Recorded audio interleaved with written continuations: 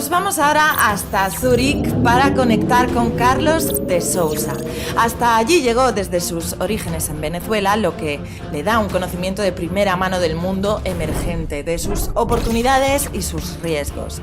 Un activo, la deuda emergente, donde nunca falta ritmo, como el que hace sonar Carlos en cuanto puede coger las baquetas y practicar la que es su gran afición, tocar la batería.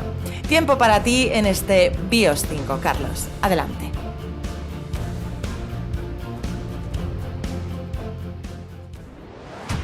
Carlos, muchas gracias por estar con nosotros en esta quinta edición de BIOS. Tiempo para ti. Muchas gracias. Mi nombre es Carlos de Sousa, de Fontobel. Soy un estratega de mercados emergentes y el día de hoy les voy a presentar varias oportunidades que vemos en el mundo emergente, en este mundo post-pandemia. Entonces, un momento, ¿cuáles son los contenidos que voy a presentar? Primero, 4 mitos sobre la crisis del COVID en los mercados emergentes. La recuperación es más lenta que en los países avanzados o no, en países emergentes. La otra es dónde quedó la ola de defaults que se esperaba en la renta fija soberana. El número 3, países emergentes alcanzando avanzados en términos de vacunación. Hemos visto que muchos países ya tienen ritmos de vacunación incluso más altos que en países avanzados. El número 4 es sobre el turismo, que no se esperaba que se recuperara completamente hasta el año 2024, pero los datos que hemos visto en los últimos meses son bastante alentadores para el sector del turismo. Y voy a hablar específicamente de oportunidades en el turismo en Maldivas y Bahamas y del petróleo en Ecuador. Y también voy a hablar un poco de nivel top-down sobre por qué preferimos high yield sobre investment grade o nivel de grado de inversión en renta fija de mercados emergentes por el momento y por qué Evergrande no es demasiado grande para quebrar. Entonces comienzo con los 4 mitos que vemos durante la pandemia en los países emergentes. El primero es que hasta hace poco, si vemos, nos enfocamos en los gráficos del lado derecho, tenemos las proyecciones del Fondo Monetario Internacional sobre el output gaps o la brecha del producto de los países desarrollados en el panel de arriba a la derecha y sobre los países emergentes en el panel de abajo a la derecha. Y vemos que el Fondo Monetario, hasta esto es de abril del año 2021, esperaba que la brecha del producto fuera mucho mayor para países emergentes, tanto en los años 2020 y 2021 como en los años 2022 y 2023, que son las barras rojas.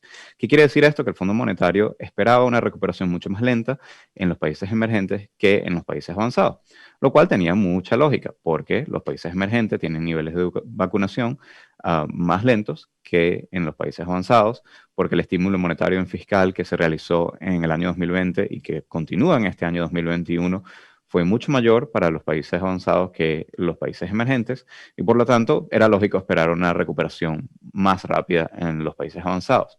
Sin embargo, si nos enfocamos en el gráfico del lado izquierdo, vemos que muchos países emergentes de los más grandes del mundo en realidad se han recuperado a niveles iguales o incluso algunos más rápido que los países avanzados.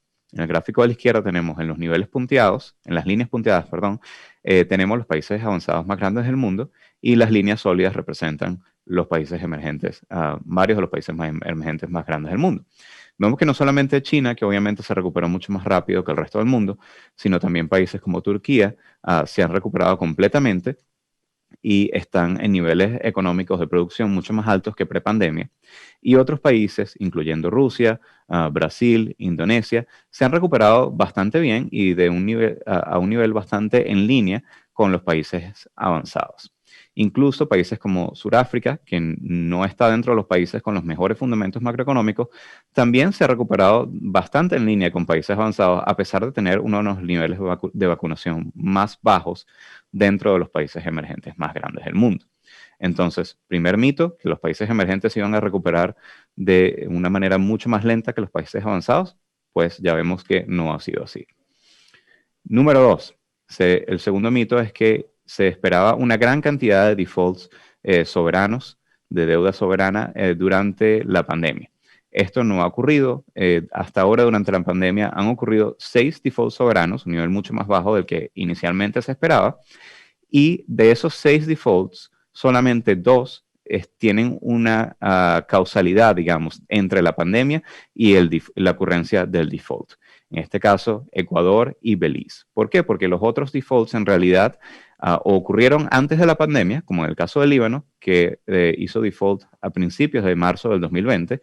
Entonces, realmente antes del pico de la crisis de la pandemia. Argentina, que venía con un nivel de sobreendeudamiento en el año 2018, múltiples crisis monetarias, también desde el año 2018, vino la elección de Alberto Fernández en el año 2019, y ya en el año 2019 Alberto Fernández decía que Argentina estaba en default virtual. Entonces esto es algo que realmente tuvo su causalidad antes de la pandemia. Igualmente, si vamos a África del Sur, en Zambia, los bonos de Zambia ya estaban tradeando a niveles entre 65 y 70 centavos por dólar en el año 2019. Es decir, que el mercado ya esperaba que venía un default en Zambia antes de la pandemia. Igualmente en Suriname, el expresidente Buthelezi tuvo un manejo de la economía bastante malo y pues la verdad que la reestructuración que se está llevando a cabo en Suriname pues precede a la pandemia también. En el caso de Ecuador, sí podemos decir que fue un default un poco sorpresivo, que no debería haber ocurrido si la pandemia no habría ocurrido. Y tiene que ver con los precios del petróleo muy bajos que vimos al comienzo de la pandemia. El petróleo es uno de los principales ingresos de Ecuador, y al ver precios del petróleo que en el caso del mercado de los futuros incluso fueron negativos al comienzo de la pandemia, pues Ecuador no tuvo opción sino tener que reestructurar su deuda. Y en el caso de Belice, es una economía del Caribe que es muy dependiente del turismo y también es, igual que Ecuador y Argentina, es un serial defaulter, es decir, es un soberano que ha hecho muchos defaults en su historia. En el caso de Belice, en los últimos 15 años, Belice ha hecho 4 defaults y más de 40% de sus ingresos dependen del turismo. Entonces, aquí sí vemos una causalidad, mientras que en los otros 4 casos no veo una causalidad del COVID al default. Y vemos también que hay 2 reestructuraciones en proceso, que son en Etiopía y Chad. Y menciono estos países relevantes porque la mayoría de los defaults que se esperaba por la pandemia eran sobre todo en África, y esto no ha sido así. Tenemos, Zambia, un país que ya venía con problemas antes de la pandemia, y los casos de Chad y Etiopía, en realidad no hay mucha causalidad con la pandemia. En el caso de Etiopía, es un país que tiene una guerra civil de momento, y vemos un poco de oportunismo del gobierno de unirse a lo que se llama el Common Framework o el marco común que ha desarrollado los países del G20 para reestructurar deuda bilateral y comercial soberana. Y también fue realmente un consejo del Fondo Monetario Internacional que ellos vieron que debería Etiopía reestructurar su deuda para mejorar su perfil de deuda, de sostenibilidad de la deuda. Y el caso de Chad es un país que ni siquiera es relevante para el mercado porque no tiene bonos y es un típico estado frágil. Entonces, en verdad, vemos que estos casos tampoco están tan relacionados con la pandemia. Entonces, ¿trajo muchos defaults la pandemia? Bueno, en realidad, con causalidad directa, yo diría que solamente 2. El tercer mito, que quizás no es tanto un mito, obviamente los países emergentes comenzaron a vacunarse más lentamente y más tardíamente que los países avanzados, pero sí vemos que en muchos países emergentes están haciendo un catching up o están alcanzando a los países desarrollados en términos de vacunación. Y varios países emergentes grandes, como por ejemplo Chile, Malasia, Brasil, ya tienen niveles de vacunación que están a la par o incluso en algunos casos mayor a el de la mayoría de los países avanzados. Y esperamos que en los siguientes meses, ya para fin de año, pues la mayoría de los países emergentes grandes van a tener niveles de vacunación bastante comparables con el de países avanzados. La excepción, obviamente, es África, que lleva unos niveles de vacunación mucho más lentos que el resto del mundo. Pero a pesar de esto, vemos que países como Sudáfrica, que vemos en la tabla del lado derecho, es el que tiene, de los países grandes emergentes, el que tiene el menor nivel de vacunación, de más o menos un 21%. Es un país que, como vimos en la gráfica anterior, se ha recuperado económicamente de una manera bastante a la par a muchos países desarrollados. ¿Por qué esto? Bueno, porque África tiene su población es mucho más joven que la del resto del mundo y por lo tanto el COVID afecta menos a África de lo que afectaría a países, digamos, países europeos que tienen poblaciones de edad mucho más avanzada.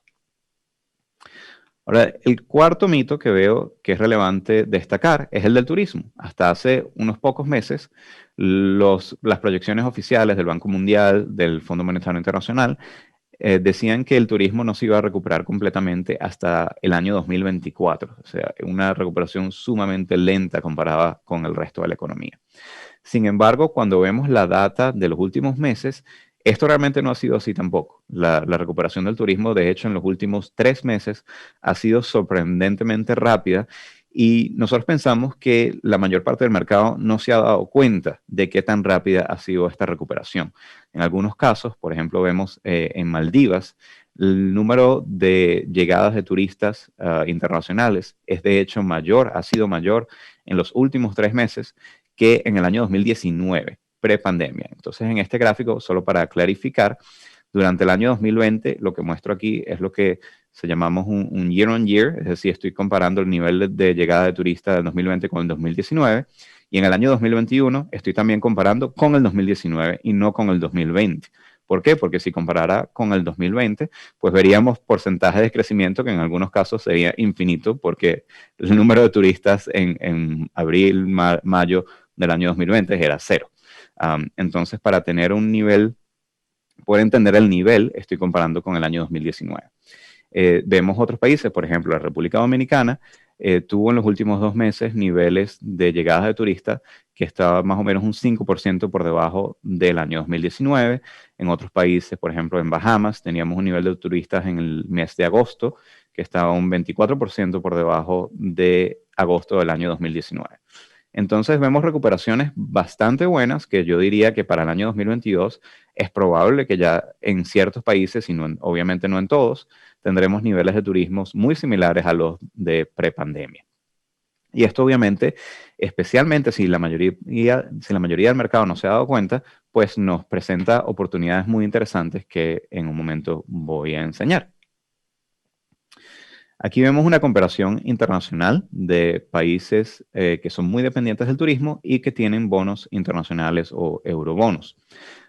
Pues vemos que, por ejemplo, Maldivas es el país más dependiente del turismo del mundo en términos de exportaciones. Exporta más o menos un 85% de sus exportaciones son turismo. Otros países como Bahamas, más del 70% de sus exportaciones son de turismo. Para comparar, por ejemplo, países como la República Dominicana, que también son considerados de ser altamente dependientes del turismo, reciben menos del 40% de sus exportaciones del turismo. Y otros países como Turquía, menos del 20% de sus exportaciones del turismo. Sin embargo, para Turquía el turismo sigue siendo muy importante, pero solo lo pongo aquí para dar un poco una perspectiva de comparación de todos los países dependientes del turismo que vamos a hablar. Ahora, esta es una de las herramientas que utilizamos en Fontobel para identificar países que tienen buen valor, cuyos bonos soberanos tienen buen valor con respecto al riesgo soberano. Entonces, si nos enfocamos en el gráfico, en el eje horizontal, vemos el percentil de riesgo de cada país. Entonces, esto es tenemos aquí en esta base de datos todos los países del mundo, en realidad, y vemos que algunos países, en términos de riesgo, por ejemplo, enfoquémonos en BS, que es Bahamas, está en el percentil de riesgo 40, es decir, que un 60% de los países del mundo son más riesgosos en términos como soberano, tienen mayor riesgo de default o mayor riesgo político, etcétera, que Bahamas, y 40% más bajo que Bahamas. Y en el eje vertical vemos el MB Spreads o el nivel de rendimiento de sus bonos. Y destacamos Bahamas y el otro punto magenta, MB, que es Maldivas, porque el rendimiento de sus bonos está muy por encima de la línea y vemos que son países muy atractivos cuando los comparamos con su riesgo soberano. Enfoquémonos un momento en Maldivas. Es un país que, como dije anteriormente, está recibiendo en los últimos meses más turistas que prepandemia.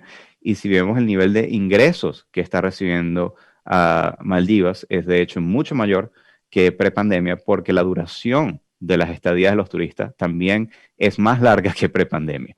Sin embargo, los bonos de Maldivas tienen un rendimiento actual de alrededor del 9,4%, lo cual nosotros creemos que es muy interesante. Maldivas es un país de alto riesgo, veíamos en los gráficos anteriores, está más o menos en percentil 60 y está clasificado como triple C por las agencias de rating, aunque antes de la pandemia estaba clasificado como B+. Y vemos que en el gráfico de la izquierda que Maldivas se ha tenido que endeudar bastante durante la pandemia, ya que en el año 2020 recibió muy pocos turistas, que es el mayor ingreso del país. Sin embargo, el nivel de deuda a PIB no es lo más relevante cuando pensamos en riesgo de país. ¿Por qué? Bueno, vemos que muchas economías avanzadas tienen niveles de deuda mayores al 100% y, sin embargo, no tienen ningún problema en hacer el servicio de esta deuda porque tienen bajos costos, bajos intereses. Y en el gráfico de la derecha comparo las barras negras, que es Maldivas, con las azules, que es el promedio de países emergentes. Y a pesar de que Maldivas está mucho más endeudado que el país emergente promedio, su costo de servir esa deuda en realidad es más bajo que el país promedio porque tiene tasas de interés más bajas en la mayor parte de su deuda, que es bilateral. La mayor parte de su deuda no está en bonos. Otro país interesante, por las mismas razones, es Bahamas. Bahamas es un país que, a pesar de ser clasificado como un país emergente, en realidad es un país muy rico, que tiene niveles de ingresos similares a los de Portugal, mayores a los de Grecia y no muy lejos que los de España, de hecho.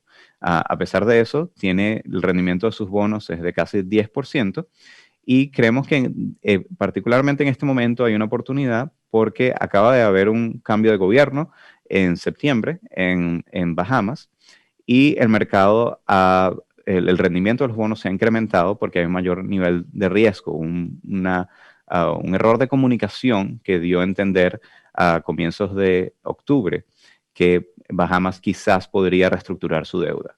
Sin embargo, una vez clarificado esto, es lógico que Bahamas en realidad no necesita reestructurar su deuda y esto fue realmente un error de comunicación, por lo cual nosotros pensamos que esta es una buena oportunidad para invertir en Bahamas, cuyo sector de turismo también se está recuperando rápidamente, como hemos visto anteriormente. Otro tema importante a nivel global es que vemos bastante valor en países de high yield exportadores de petróleo, países tales como Omán, Angola, Irak, Nigeria y Ecuador. Y vemos en este gráfico los precios del petróleo invertidos en la línea azul y el spread o el rendimiento que pagan en promedio los bonos de estos petroestados en el área negra. Y vemos que hay una pequeña divergencia en los últimos meses en el que el precio del petróleo ha subido de manera muy significativa y está cerca de los $80 por barril, pero el rendimiento de los bonos de países petroleros no ha bajado de la manera histórica, de la relación histórica que tienen esos rendimientos de los bonos con el precio del petróleo. Entonces vemos que hay buen valor en estos países petroleros en este momento. Y nos enfocamos en el país petrolero que tiene el mejor valor de sus bonos, que es, en nuestra opinión, que es Ecuador. Y Ecuador, de momento, está pagando tasas de intereses alrededor del 9%. Y creo que el mercado no se ha dado cuenta qué tanto ha mejorado Ecuador en los últimos años. Ecuador, como mencioné al principio de la presentación, fue uno de los pocos países que tuvo que reestructurar su deuda en el año 2020 y es típico que cuando un país reestructura su deuda, el rendimiento de sus bonos se mantiene muy alto por los pocos años siguientes a la reestructuración. Sin embargo, cuando las reestructuraciones son bien hechas, son positivas, en realidad bajan el riesgo soberano. ¿Por qué? Porque los pagos de intereses y vencimientos de ese país van a bajar mucho en el corto y mediano plazo. Vemos las barras negras, en el gráfico de la izquierda, eran los pagos de deuda que tenía que hacer Ecuador antes de la reestructuración y están cambiados a las barras azules después de la reestructuración. Por lo cual, hasta al menos el año 2026, el riesgo país de Ecuador en realidad es mucho más bajo de lo que está percibiendo el mercado. También, como vemos en el gráfico de la derecha, el balance fiscal de Ecuador ha mejorado mucho, es decir, el déficit fiscal se ha reducido en los últimos años y de hecho el déficit que fue muy grande durante el año 2020 está ahora más o menos al mismo nivel que prepandemia, gracias al buen manejo fiscal de los gobiernos del gobierno anterior del presidente Moreno y el gobierno actual del presidente Lasso. Y vemos que también de una perspectiva externa, la cuenta corriente de Ecuador ha mejorado mucho y se encuentra en surplus o en un balance positivo. Esto es muy importante para Ecuador, siendo una economía totalmente dolarizada que no puede devaluar su moneda. Y vemos en el gráfico de la derecha que el rendimiento de los bonos se mantiene bastante alto a pesar de que los precios del petróleo también están bastante altos. Y además el rendimiento de los bonos está más o menos al mismo nivel que estaba en el año 2018, 2019, a pesar de que la economía ha mejorado desde entonces.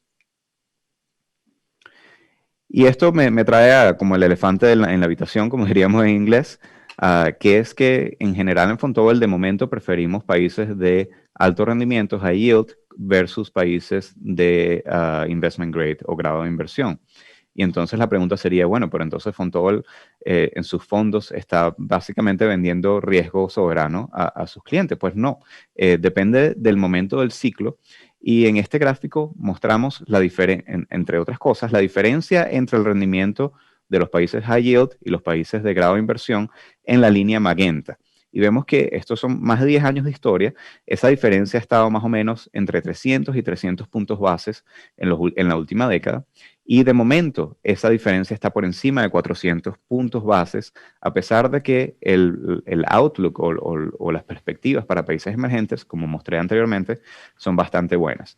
Entonces, nosotros esperamos que esta normalización de ese spread entre high yield y grado de inversión, que ha venido ha venido sucediendo en el último año, como vemos la línea magenta ha venido bajando en la última parte del gráfico, esta normalización probablemente va a continuar en el último año, lo cual quiere decir que países de alto rendimiento van a tener una mejor ganancia total que los países de investment grade, que de hecho creemos que son más vulnerables a la subida de tasas de interés en países avanzados. Carlos, estamos fuera de tiempo. Necesitamos que seas breve, que lo antes posible. Estamos ya como 5 minutos fuera de tiempo. Ok. Por último, quería hablar de Evergrande, que ha estado muy en las noticias últimamente. Y vemos que Evergrande es el segundo desarrollador constructora de China más grande y probablemente va a caer en default en los próximos días o próximas semanas. Y es una compañía muy endeudada, más o menos unos $300 mil millones de endeudamiento. Pero sin embargo, queremos decir que Evergrande no es demasiado grande para quebrar. A pesar de ser grande, la exposición del sistema financiero chino a Evergrande no es demasiado grande, es más o menos un 0,3%, menos de 1% de la totalidad de los préstamos que da el sistema bancario chino se dieron a Evergrande, por lo cual no creemos que esto sea un momento tipo Lehman's en la crisis financiera global en los Estados Unidos. Creemos que esto va a ser un default que va a ser bastante controlado y que a pesar de que va a afectar negativamente a la economía china y por la economía china ser una de las más grandes del mundo, pues va a tener efectos negativos, pues no creemos que va a ser un evento sistémico como lo fue la crisis financiera global. Y con esto, pues termino. Aquí quería mostrar algunos de los fondos que tenemos en Fontobel, pero quizás lo dejo para preguntas, ya que hemos acabado con el tiempo. Muchas gracias. Muy bien, muchísimas gracias, Carlos, por tu presentación. Voy a ir ya con las preguntas que tenemos. Tenemos algunas preguntas que nos han enviado analistas también de fondos y selectores. Por ejemplo, esta nos la hace Jonás González. Él es analista y selector de activos en Mutuactivos. Dice, el fondo ha cosechado estupendos resultados en escenarios alcistas de mercado, dice, en parte por tener una beta superior. Dice, en el caso de un escenario negativo, desde un punto de vista macroeconómico, ¿qué cambios implementaría en cartera para afrontar ese nuevo escenario? Sí, nosotros en realidad hemos tenido buenos resultados a través del ciclo. Sí, por tener un mayor énfasis en high yield, nos vimos golpeados de manera desproporcionada quizás en el año 2020, pero los fondos tuvieron una recuperación completa en el último año. Y es porque simplemente esto fue una crisis que nadie se esperaba. Si estuviéramos a punto de entrar en una crisis un poco más predecible, digamos, obviamente reduciríamos riesgo y nos moveríamos mucho más a grado de inversión, porque la renta fija de grado de inversión se puede beneficiar del el monetary easing, digamos, la relajación fiscal de países avanzados, que fue lo que ocurrió en el año 2020. Sin embargo, estamos en un contexto diferente en el cual las tasas de intereses de los países avanzados, de hecho, están subiendo y esa relajación monetaria se está a punto de ser retirada, por lo cual creemos que en este momento el high yield está mejor posicionado para este contexto actual. Pregunta también Jonás, dice, me interesaría saber cuál es su visión respecto a la inversión socialmente responsable para su universo invertible. Dice, de todos es conocido que los países emergentes gozan de una mayor rentabilidad potencial, pero que tienen un hándicap con políticas sociales, la S de la ESG, o con su gobernanza corporativa, la G de la ESG. ¿Cómo lo ves, Carlos? Sí, pues en Fontobel tenemos muchos fondos. Vemos en este gráfico, por ejemplo, el fondo, la parte más grande es EM Hard Currency, o sea, serían eurobonos. Y esto está dividido en dos fondos. El fondo principal, digamos, que tiene un poco más de 4.000 millones, y un fondo secundario, que es un fondo de países emergentes sostenible, que es un fondo más nuevo. Igualmente, vemos que tenemos un fondo de moneda local, el EM Local Currency, y todo lo que tenemos en ese fondo, de hecho, es un fondo completamente sostenible. Entonces, en Fontobel, en verdad, prestamos mucha atención a el tema de ESG, de la ESG, y no lo hacemos para todos los fondos, quedamos que en todos los fondos prestamos atención a los riesgos que están relacionados con ESG, en el caso de que si hay una compañía que puede percibirse como muy corrupta y podría haber un escándalo de esa compañía, pues tratamos de evitarla. Si es una compañía que quizás puede hacer daño al ambiente, que podría haber un escándalo, pues igual tratamos de evitarlo. Esto lo hacemos en todos los fondos. Pero algunos fondos son clasificados como sostenibles y por lo tanto tenemos exclusiones. En el caso de moneda local tenemos exclusiones a todas las dictaduras del mundo. En el caso del Fondo Sostenible de Moneda Dura, pues tenemos exclusiones en algunos casos de países que son dictaduras fuertes y en otros casos de países que son demasiado contaminantes, muy frecuentemente son países petroleros. Entonces, la verdad, nosotros damos todo el ámbito de elección a nuestros clientes. Si nuestros clientes desean invertir en fondos completamente sostenibles, pues pueden hacerlo. Si son clientes que no desean tener exclusiones por sostenibilidad o gobernanza o por temas sociales, pues pueden hacerlo en los fondos ilimitados también. Ok, y vamos ya con la última pregunta de las que nos han llegado. Esta nos la hace Juan Hernando, que es Head of Fund Selection en Morabank. Dice, ¿habéis notado la llegada de inversores que no son tradicionales a este activo debido a las persistentes bajas rentabilidades de los bonos? Pregunta, dice, tanto en cuanto a inversores en el fondo como participantes en el mercado de emergentes corporativos en sí. La verdad, no tanto como en el mercado de acciones, donde los retail investors o individuos tienen un acceso a estas inversiones mucho más fácil. En el mercado de renta fija, en verdad, las limitaciones para inversionistas individuales son más altas porque la cantidad de inversión necesaria para poder tener un portafolio significativo son un poquito más altas y entonces en verdad el efecto no ha sido tan grande como el que hemos visto en el mercado de acciones en cuanto a retail investors. Pero en cuanto a, digamos, aunque son inversionistas institucionales, sí hemos visto que hay un flujo de inversionistas, fondos de pensiones, que tradicionalmente estaban invertidos en renta fija segura de países avanzados, de nivel siempre de grado de inversión, que buscando mayores rendimientos se han movido a los países emergentes, pero son en su mayoría, yo diría, que inversionistas institucionales. Pues muchísimas gracias por tu tiempo hoy, por tus preguntas. Ya hemos conocido esa visión. A mí me ha sorprendido del turismo, efectivamente, y cómo se puede realmente invertir en esas historias a través de emergentes. Así que muchísimas gracias por tu tiempo, Carlos. Muchísimas gracias por la invitación. Que tengan todos un buen día. Gracias.